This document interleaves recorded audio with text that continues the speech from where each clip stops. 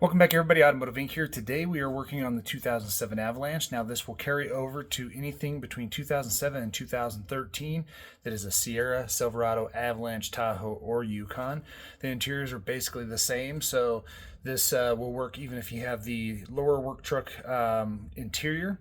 And so we're working on a loud fan. It chirps at certain speeds.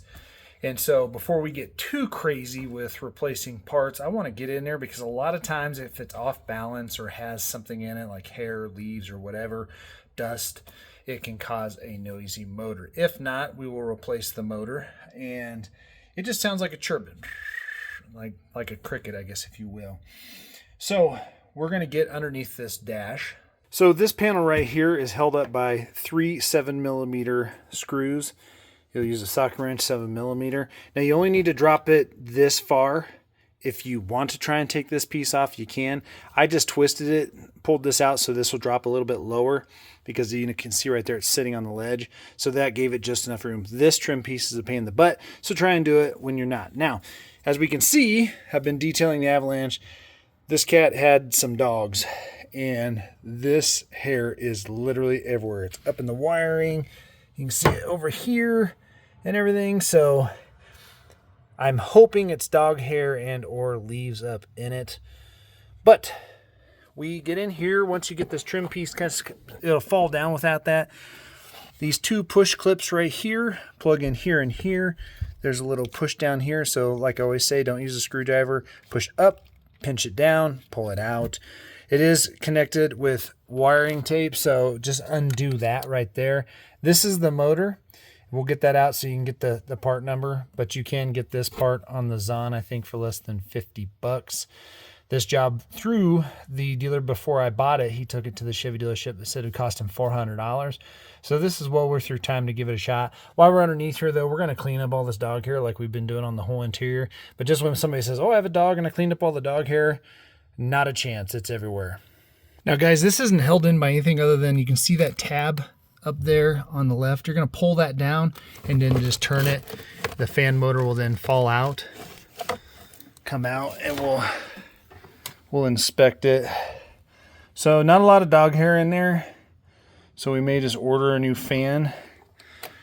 But you can see up in there, look at all the debris in there that's sitting in there. Now that's on an upper screen, but you can see that finer dust probably has managed its way in there. Now inside here, guys, you're not going to be able to really take this apart. This is one whole unit. Up inside the hole, it's hard for me to squeeze underneath there and film it. But I took my air compressor and blew the air backwards through that screen and cleaned it off. However, there were pine needles hanging down. So I'm going to clean the fan blades of this with a paintbrush real quick, a dry paintbrush, just to get the things out. There was a lot of dust in here, which it can wear out, sure. But it did work at every speed. But at higher speeds, it chirped, and at semi-low speed. So I wonder if the pine needles were sitting there chirping. Now, there is a little neoprene gasket that goes around that. So just keep in mind, when you go to put it back in, that neoprene gasket's on there so it doesn't sit there and rattle in there. And so what we're going to do is I'm going to clean this up real quick, and I'm going to turn it on and see if it still chirps. If it still chirps, I'll replace it. If not, it could have been that pine needle hanging right down there, and those things just like playing like a harp going ting, ting, ting, ting, ting, ting as it went faster. So hopefully that's the case because I want to replace the motor. Well, blew it out, cleaned it out, got those pine needles out of there, and no chirp. And again, the fan works at every speed, cranking it up.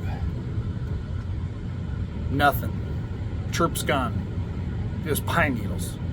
So before you go and replace an expensive fan motor, well, it's not that expensive on the Zahn, but I'm sure that product may not be as good as this one.